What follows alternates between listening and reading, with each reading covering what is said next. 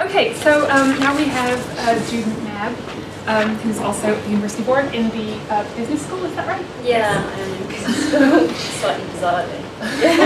I'm also actually being supervised in the accounting group of business school, which makes it even weirder. But Okay. my research has nothing to do with accounting. Great, so Jude is going to talk to us about drawing lines and confessing doubts, governing faculty-student sexual and romantic relationships. Hi everybody. I'm just going to briefly introduce this by saying what I'm hoping to cover, and I'm conscious of time, and I'll try and keep it as brief as possible and spend more time on the later slides on looking at my data, because that's really where I'm starting to explore some ideas that people's feedback is slightly spot on. I'm going to talk about a little bit about the overall study, and then go on to look at the way in which sexuality tends to have been theorised within organisation studies. So looking at that particular set of literature. Then I go on to look at how I'm starting to think about Foucault's later work on governmentality and ascesis as a way of trying to kind of open out some of those theorisations. And think about the implications of what I'm looking at more generally from organisation studies in the way that it tends to have looked at sexuality. Overall, the project is about exploring the ways that relationships between university faculty and students have been regulated or are regulated. And in order to do that, I've gone out and interviewed people who've been engaged in those relationships. I've done focus group interviews more broadly with the academic community, including students and academics. I've looked at newspaper, I've done archival research on newspapers, looked at online discussion forums, and looked at literary representations. And it's easy to find lots of literary representations of these kinds of relationships. If you pick up a campus novel, you'll nearly always find some kind of portrayal of a faculty-student relationship. But it's been quite hard to get access to people who've been involved in these relationships. And what I've done is looked at the way in which these kinds of relationships are worked up in those texts. So how do people make sense of them? What kind of in terms of people talking about the act and the person earlier in Foucault's work, The History of Sexuality, looking in particular at the ways the actors in those relationships are worked up in the documents. In terms of the context, I'll just give this a little bit because people may or may not be aware of the context. After the naming of sexual harassment in the 1970s by people like Catherine McKinnon, there grew in the US an interest in these particular relationships as being an example of harassment, and a prevalent example of harassment. So much so that there grew up a kind of movement around in the US banning these kinds of relationships categorically. So no relationship, even where there wasn't necessarily a pedagogical relationship between a faculty member and a student, would be allowed in some institutions. And that continues. So in 2010, Yale banned relationships between academics and students, even when they were in different departments. In the UK, the scenario is slightly different in that the relationships have increasingly become the focus of policy. So, for example, the University of Warwick has a staff-student relationship policy, but relationships tend not to be banned. They tend to encourage the university staff member to disclose. Occasionally the student is invited to disclose as well, but the onus of responsibility is placed on the academic member of staff. And what I've said in terms of looking at the literature is that the literature tends to assume the relationships are problematised because there is an assumed asymmetry where the academic is the holder of power and the student is powerless. And therefore, consent becomes problematic, or as some theorists have argued, it's impossible. So in particular, a female student and a female undergraduate student is seen as unable to give her consent to this kind of relationship, in the literature. This is not what I'm arguing. This is what the literature has tended to. And there has been a little bit of work around this in terms of organisational sexuality by people like Joe Bruce and Chloe Taylor, who start to question this notion that they fall under the rubric of bad sex. They call it bad sex.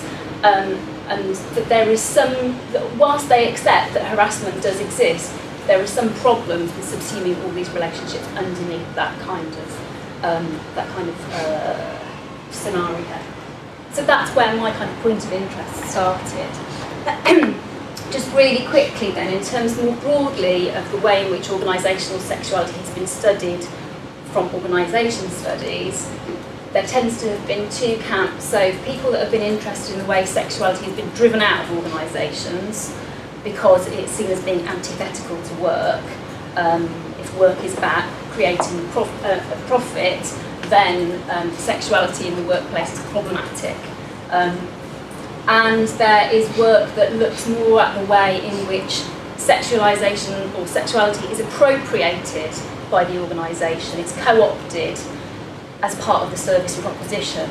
So some of the people on the right-hand side there have looked at, for example, the way in which flight attendants, bar workers, restaurant workers are encouraged to put on a sexual display in order to entice and attract the customer.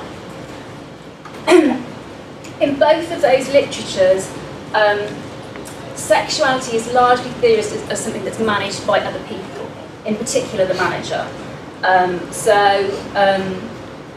The worker can resist that kind of top-down control that's imposed on them. So you will find, even in situations where sexuality is driven out, and Borough looks at, for example, the Navy and concentration camps, you will find people continuing to get to engage in relationships, sexual relationships, but it's seen as resistance against this kind of top-down control.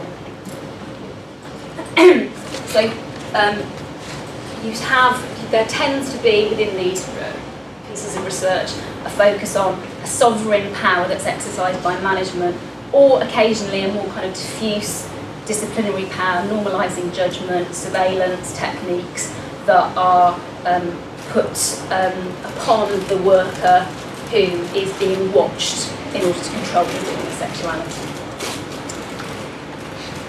In terms of my initial findings, so from the kind of slightly messy corpus of data that I've got, I've started to look at a number of discourses that seem to come out in the data. So there is certainly these relationships are constructed as harassment, but more particularly there is an infantilisation of students. So the academic is often cast as a potential paedophile. So the student is a child unable to give his or her consent, and the academic therefore is a predator. There are also discourses or ways in which professionalism in particular has a certain kind of regulatory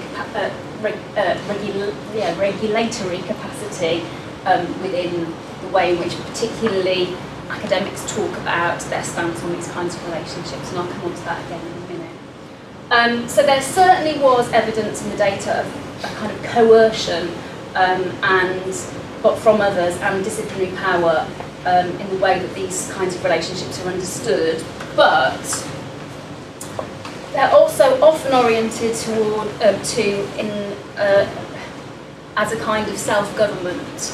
So what I kind of wanted to question was, do we always need to understand this kind of sexuality as something that is done to us by other people? What about the ways in which we produce ourselves, or produce our own kind of stance towards these kinds of relationships and others? And in doing that, I turned to the second and third volumes of History of Sexuality and some of Luca's other later lectures and writings, interviews. So in terms of... Okay, I'll go really quickly then. I'm not going to have time to look at my data in much detail at all. So So there is an invoking of self-other relations in the data. So people talk about, for example, the open door down the corridor. So I talked to people who said they always leave their door open in order to allow people to see into their office when they're meeting with a student who wouldn't see a student on their own, for example. So male academics talking about not wanting to be seen with a female student when they're on their own. And people being outed in terms of often a very, very early days of a relationship, being outed by other members of staff or other colleagues. So there was certainly a kind of coercive aspect and a disciplinary aspect to it, but also people talked about wanting to be a certain kind of professional, and being that certain kind of professional would not entail having this kind of relationship with a student, so wanting to keep their distance in some way. But also people who had engaged in these relationships who totally questioned the doxa that these relationships are an example of bad sex, as Joe Brooks would term it. So saying, I don't understand what the problem is with this, we're both consenting adults. In fact, I'm older than my lecturer is, and therefore what's the problem? Why is this so problematic?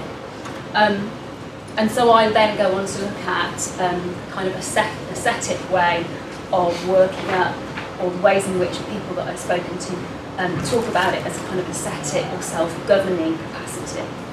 I'm not going to have time to talk about this, am I? Can I just really quickly talk about the drawing lines and confessing doubts a bit? In volume 2 of the History of Sexuality, Foucault talks about the ascesis, which he traces back to antiquity as a way, he says it's typified by the way in which the Greek athlete worked on his body in order to equip it and prepare it for future athletic events. So it's an exercise of self on the self. And it's also something that he sees as a quality which Greek rulers would exercise in order to be self-controlled and disciplined so that they were able to rule others. And this is something that I'm starting to look at in the way in which the academics, or some of the academics in particular that I spoke to, present their stance on faculty-student relationships, in that in order to be able to teach effectively and to work within the university environment, they need to do this kind of work on themselves to become the ideal academic, and that doesn't include having these kinds of relationships. Also, there are so that can work the other way as well. So there are certain people who have engaged in these relationships who I would argue are also I